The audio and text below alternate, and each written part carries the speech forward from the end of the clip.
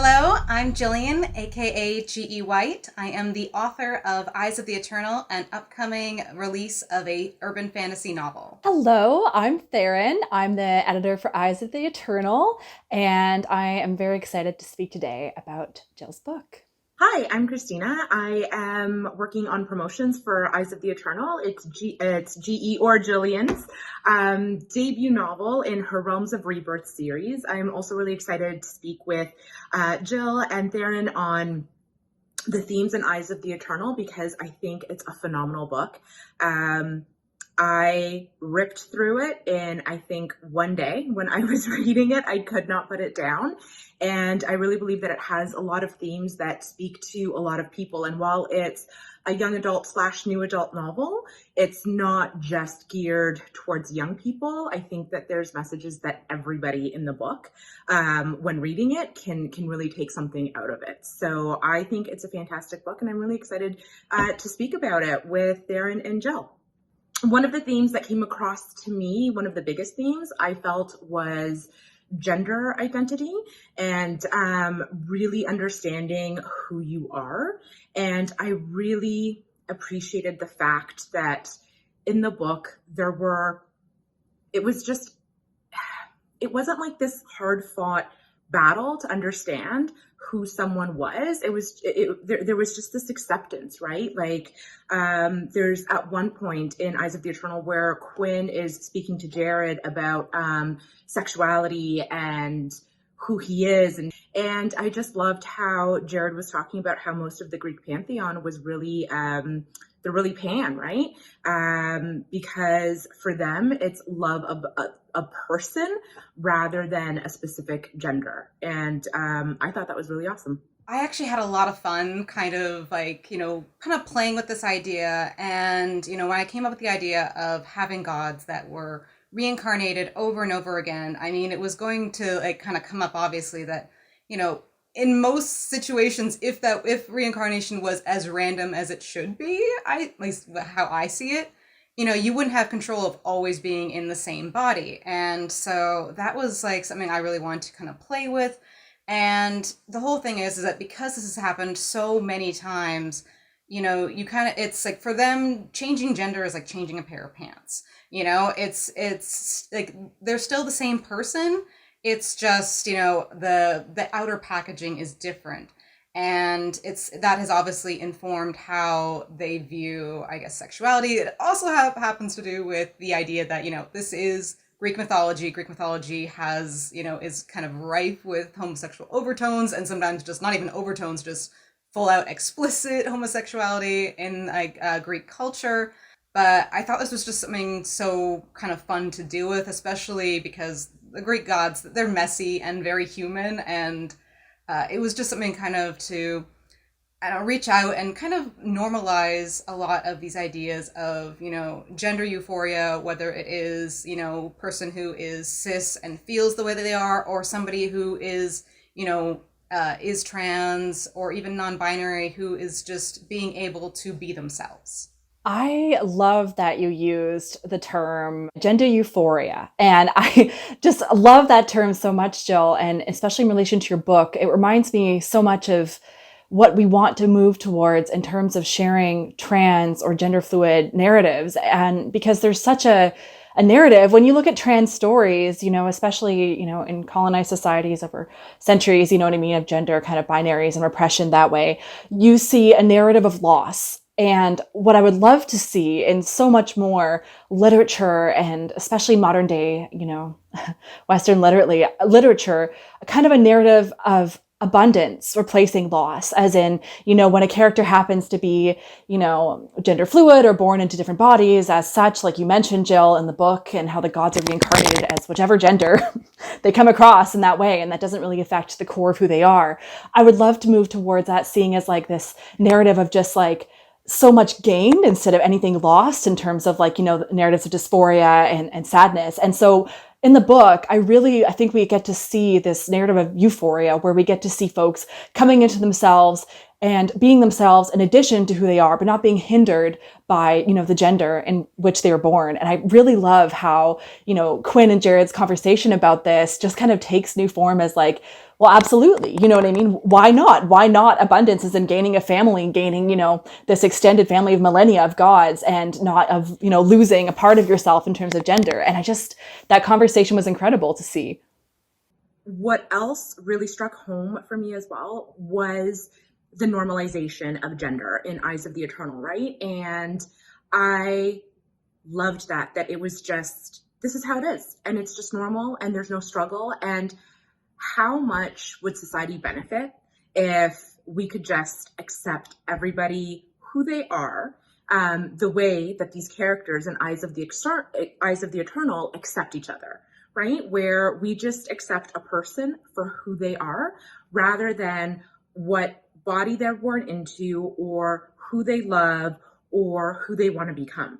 And I thought that is a very powerful message, especially for queer youth, because they need to be able to see and identify with characters who are like them. So having a character who is accepted for who he is, I think that is such an important thing. And I love that it comes out in Eyes of the Eternal. And then I think, Theron, you really touched on another theme as well, which is the concept of family. I know the three of us have discussed this a lot, where sometimes you're born into a family, but sometimes the family that you're born into sucks. Now, I happen to be lucky, and the family that I'm born into is amazing. And I have a support system, and I have people that love me, and I'm super lucky about that. But what about people that don't, right? What about people that are in a really toxic family environment? Does that mean that they never get a chance to experience a positive, supportive, unconditional love from family because they haven't been born into that? No, I think a theme that shows up a lot in Eyes of the Eternal is that there's this found family, which can be just as important and just as powerful as the family that you're born into. And I think that's really important for people to see as well, that sometimes there's a saying, you can't choose your family, but yeah, in certain instances you can totally choose your family. And you can choose people who will love and support you no matter what. And I'm really intrigued to see Quinn realize this just based on his current background, and to really see his full acceptance of the fact that he has a family. It doesn't have to be blood, but he's got a family. Yeah, so I'm like you, Christina. I have a wonderful family. I'm very close with them, and they've always been very supportive of, whether it's like my chasing my dreams, all this kind of stuff. They've just been really wonderful people. And so I've been very lucky, but I've also had friends who have not been as lucky as I have, and our friendship has become more and more prominent, and it's almost become whether a sisterhood or brotherhood, whatever. And it is the connection that I have with these people, they are family. And even though we were not born to the same bloodline or whatever, it doesn't matter, because the connection that we make is real. That we can, people say, oh well, you can always stop talking to a friend and have that breakdown. You could stop talking to a relative and have that breakdown.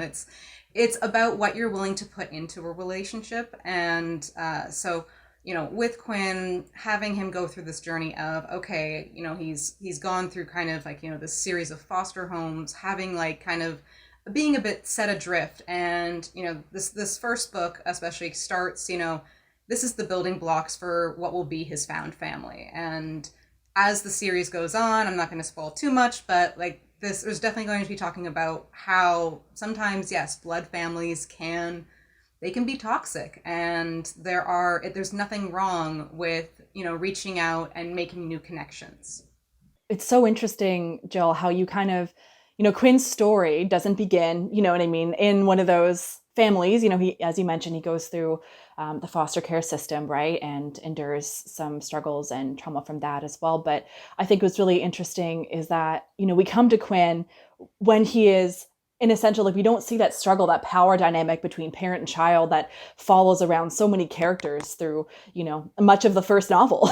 We see Quinn coming, from a place of, I'm ready to find family, and I'm ready to select the one that, my heart connects with, and that support me, and that give me, what I need, that I've deserved my entire life. And seeing that journey in the book is just like a really powerful experience. And I've always loved that it didn't, necessarily focus on an eternal, look back onto, parental alienation as much as it did the hope that comes from moving away from that alienation and sadness. And that's not to say that other characters like Serena, for example, don't have their own, parental issues that are brought up later in terms of blood family. But I love that, Quinn especially is able to do so much more. He's like, he's kind of unnervingly precocious for his age in that respect. And I love that. I love that he's like, damn, I've only been on this earth 18 years. I might be a Zoomer, but man, I'm ready to get that family that Instagram told me about. Not like he was creeping Instagram, but you know what I mean? He's just ready. He's like, I know I deserve more. And he had this resource to be like, damn, like I'm ready for this family. And I think that it's really interesting as we go towards, family and grief, as we see, other times with other characters in the novels, Quinn's faith in his chosen family is only strengthened from that point on. And I really love that, folks who might need that validation can really get it from the book.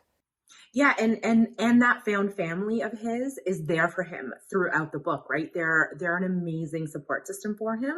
And that was another thing that I thought was really powerful, for as a fan, as a reader, is to see that tie, that powerful tie between, people that he just found, but that he connected with and clicked so quickly, and that they would go to the ends of the earth, quite literally in some instances, to help and save him, right? So I thought that was, I just really loved that. I thought that was a brilliant execution in the novel.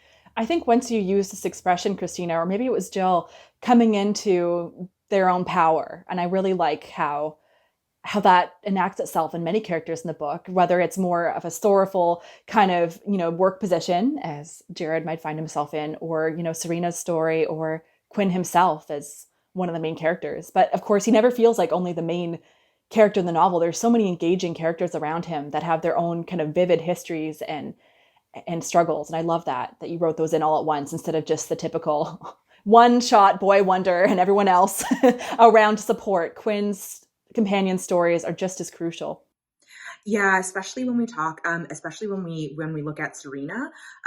So one of the things that I was really impressed about was how she really did take on the full responsibility of her power. I don't want to spoil anything in Eyes of the Eternal. I want fans to be able to read this for themselves. She has to accept what happened in her past. That particular instance, so what I pulled from, like, what I was really working from was the concept of regret.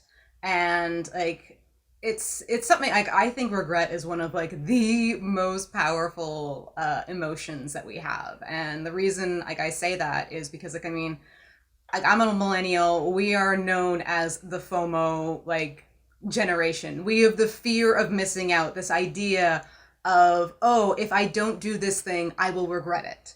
Now that's kind of a superficial way of looking at it. There's a lot of other times when, with Serena's case, she did something, it turned out badly. She therefore regrets the actions that she took. And so now she has to kind of, overcome this sense of regret and be like, okay, so I made this mistake. I need to move forward from it. And, it's basically having to, kind of come to terms with that regret and be like, okay, just because I messed up the last time doesn't mean I have to stop trying. And the truth of the matter is I can't stop trying. I can't allow this one thing that happened in my past to stop me from, reaching out to people, from embracing my power, as you said. And so that's kind of what I was trying to kind of grasp onto. And I had a lot of fun with it. I love that. I feel like regret, I feel like that's a really powerful one that I wasn't necessarily expecting as much, as shame, because I know we talked about shame kind of as, a group discussion together. And I like regret because as an examining point of someone's character, because I think when I think of regret, I think of something that can be dissolved through experience and through risk taking, like, Serena did through growth, right? She grew and she took that risk, and that regret was unwoven, it no longer bound her in that way. And I think that, when I think of emotions, every emotion has its place. Anger teaches us to point out, where we're hurting, or frustration, or so forth. But the hardest one that I find sometimes the most useless to grapple with is lingering shame. And I think that we see an example of that in, Jared's own story arc in terms of, his own past and history, and in a deeper way than not only regret, as you mentioned, Jill, but just the shame of it all. And I think through his own growth, which he didn't really see coming, he himself is able to unweave that really, really tightly wound, ball of shame that's just been sitting with him over many lifetimes. And I really like how, Quinn, as a young, as a young person, taking advice from someone like Jared, who was, very much a mentor in this book, really taught, Jared something important about how to live and move on, even through great trauma and sadness. That whole aspect of trauma and accepting it, and sometimes it's something that will take a lifetime to accept. It's not an easy fix, right? It's not like you can just go to 10 therapy sessions and be done and, hey, I'm fixed, right? Everything's all good. It's that deeper understanding that sometimes horrible things happen to us, and it sucks, and it's something that we all have to deal with, and sometimes it's going to take us a lot longer to deal with it, than other people. And there is no right timeline to deal with it except for your own timeline and how you can process that yourself. And I think that's a really important thing as well in the book. Having trauma and causing harm doesn't make you unlovable. It makes you human. It makes you, welcome and loved in, the circles that are right for you, that you choose, that are wholly open. And I love that kind of feeling of, I don't know, just encouragement that I got when reading the book. You know what I mean? You can hold space for two, not just the one active, maybe potentially causing harm, having active trauma, and you can still be lovable and powerful and welcome and needed, and I think that's Jared's journey, and I love it. With Eyes of the Eternal, I kind of wanted to capture at least like a little portrait of self-doubt, because I mean, I've definitely felt that growing up. Like, as I said, even if you have the most supportive family and all these kind of things, if you don't reach your goals by, like, you think, oh, I should be, completely settled in my career at 25 or 30 or whatever, and then, still finding yourself kind of scrambling for purchase, that's not a bad thing. I mean, life is about the journey, not the destination. The destination is death for all of us, so we might as well enjoy it. I mean, that is well put. I know, kind of morbid. I'm sorry. No, it's great. I think there can be a really positive spin on that morbidity. If it is a one life, why the hell not make it what you shape it to be? And I think that's so, maybe the term I was thinking of before, the one that you were bringing up, Christina, and the one that Jill put so beautifully in terms of like this timeline, this trajectory, was this idea of the promise of happiness, right? The promise of happiness if you just follow this heteronormative, like reproductive kind of future path for you. And I love how the characters, Serena, Jared, even, the gods who are not mentioned as much, in terms of, with Persephone and folks who come in intermittently for now in the book, these folks have all traditionally defied traditions of what were expected for them. And I really like how, any age could read the book in terms of like, 30s, 40s, 50s, teens, and be like, I'm here. And you know what, that person isn't married with 2 kids or has their own successful like underworld business at 30. And I need to see myself written here, people who age gracefully but independently, free of those expectations. It's really, really cool. The other thing too, kind of going a little bit back to, it's all about the journey, not the destination. I just think the evolution that we see Quinn from the start of Eyes of the Eternal to the end, and really just from the support and the love that he is finally given. That's a really powerful message in the book. But I kind of want to get, there was something that we discussed in one of our chats before. It was really about how we look at normalizing gender, because the way that Jill writes Eyes of the Eternal, right? It's with non-stereotypical characters. It's with non-stereotypical words in which she chooses to describe the characters, which is also really cool. And it's this idea that this is not a future expectation, but this is something that we had in the past and that we lost. And it's something that we should go back to. So it's not us getting into a state of society that is accepting in the future, but we had this acceptance from the past. I remember a little. I think you put it beautifully. I think just, I guess to summarize anything that you said really nicely, it was just more along the lines of like, we always have this idea that, oh my gosh, in the future, I just keep reading. I don't know if you're probably both history buffs, obviously, to a huge degree in your chosen areas, given the novel and, your interest. And, we read novels and we keep saying, next decade, next century, it will be our time. I read love letters, that I've found after 100 years and posts on the internet, of like queer people being like, maybe next century there's space for us to have our love, to be recognized, to grow. Maybe there's space for us to be, trans and not be persecuted. We'll just keep waiting for that future. I'll make it, if I can't make it better for me, I'll make it better for the next generation. And there's very much that attitude in queer and trans communities, and because of necessity, right? And too much responsibility that's been placed on those communities to make that happen.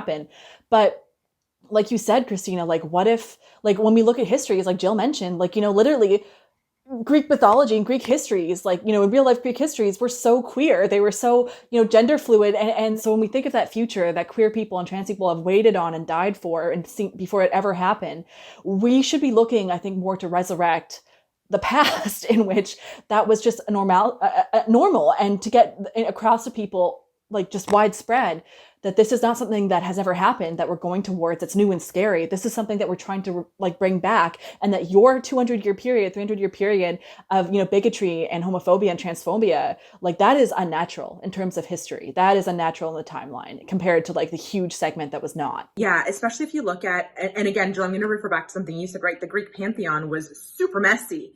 Right? Like these people had, like, these gods and goddesses had affairs, all over the place. But then if you look at somebody like Zeus, right? And he had both male and female lovers. So you have the king of all gods, right? The ruler of the gods. And he's just like flipping back and forth because he doesn't care about, the outer package. Well, actually, no, that's not true. He cared about beauty. He was really all about beauty, but he didn't care if it was male beauty or female beauty. He just cared about the beauty of the individual, right? And then if we also look at ancient Sparta, where the ancient Spartans were some of the fiercest warriors in classical times. Like, you did not want to come across these men. And homosexuality was deeply encouraged within the Spartan army. And yet now we're in this age where anything queer, it's as if it's wrong. And when we look at our past, we can see that no, it's not wrong. We've seen where queer culture has been celebrated before. It's really kind of interesting. Like a lot of the times that we do see, more of this idea of the past and like queer acceptance. It's usually in mostly more polytheistic religions, that kind of idea. And like, so whether it be the Greeks, whether you might be looking at, Native Americans with the idea of like the two spirit, queer acceptance has mostly been in pantheons and like polytheistic religions. But I think it's something we do need to kind of embrace and not be, such judgmental. Let people live their lives. They're not hurting anybody, But in Eyes of the Eternal, I just really wanted to kind of grab onto this idea that, especially with like having, it's a fantasy story, it's an adventure story, you're here to have fun, But there are issues, I guess, of gender identity, of sexuality, all those kinds of things. But those aren't really going to be in the book series that I'm writing. I don't want this to be the source of trauma. We've had too many stories where it's, bury your gays, or even like any story that was told about a queer person.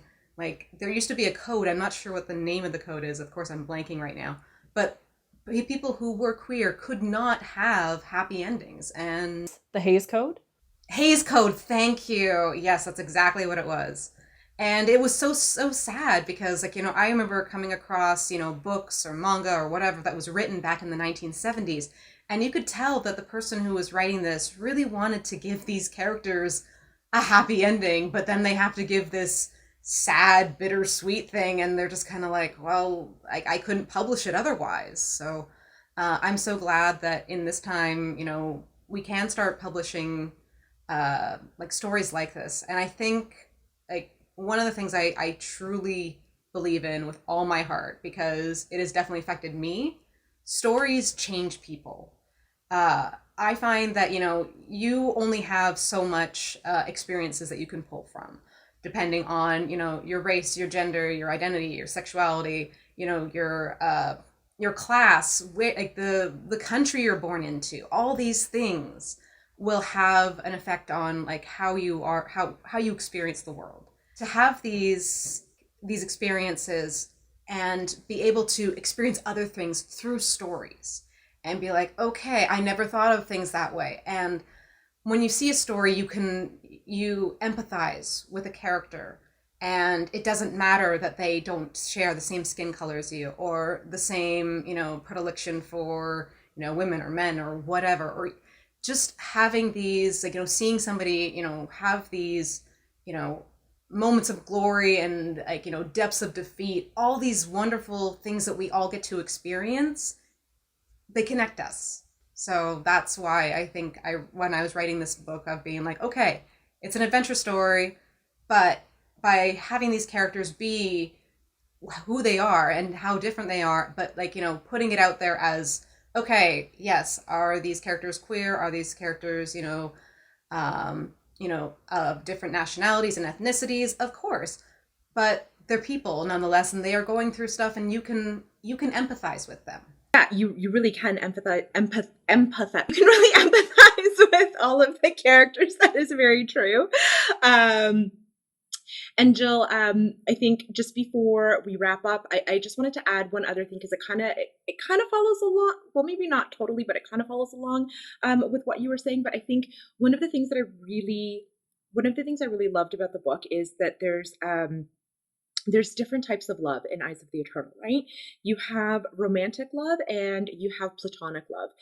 Serena and Sebastian's relationship, right? Because there is such a platonic love between them, and you can see that they care for each other, they love each other, they're friends, but there's none of this romantic love that gets in the way of that friendship. And a lot of people have this thought that you can't have a male and female character together in close ties and not have them be in love, or have one of the characters have this unrequited love. And I just think it's really beautiful how you've written that in Eyes of the Eternal, and you've really validated that you can have this platonic love, and it's just as valid and just as important. And that's like amazing ace representation, which I love. And I'm sure Jill can take it away, but that was like the coolest. Yeah, mostly, yeah. I definitely, like, as the series goes on, this, like, ace and demisexual and these different kinds of spectrums of sexuality that aren't really, like, talked about a lot. I definitely want to have, like, these conversations, because, there's definitely things that, like, that I have felt and been, like, struggling with, like, okay, well, why don't I feel the same way that other people feel? Like, okay, people who fall so madly in love and all this kind of stuff. And I found myself pulling back. So it was definitely something that kind of, it's been a more recent revelation in some respects for myself of what I understand I need in a relationship or don't need in a relationship. And understanding that, like, no, not all relationships are romantic, and that's not a bad thing. And so I'm really excited to kind of continue in the second book, especially this kind of exploration of different types of love. Well, I, for one, as a fan of the Realms of Rebirth series and Eyes of the Eternal, cannot wait to read book two. Just to let everyone know as well, Eyes of the Eternal is being published this fall, fall of 2020 by Dollhouse Publishing, and it is a phenomenal book. I honestly just can't praise it enough. I really enjoyed reading it. I've reread it actually, and every time I do, I get something new from the book. So I highly encourage everybody to pick up a copy of it when it releases, because there is something that will speak to everybody. Whether you are queer, whether you are not, whether you're a young or new adult or just an adult, there is something in Eyes of the Eternal that will speak to you. And if you love Greek mythology and urban fantasy, this is definitely a book for you to get. So yeah, I think that's it, everybody. And I just, before we wrap up, I just want to say thank you for including me in this chat and working with the two of you and the entire team to get this book out has been phenomenal. So thank you so much. It's been such a pleasure. Thank you. Yeah, thank you guys. You've been really awesome, and it's been so much fun to talk with you guys.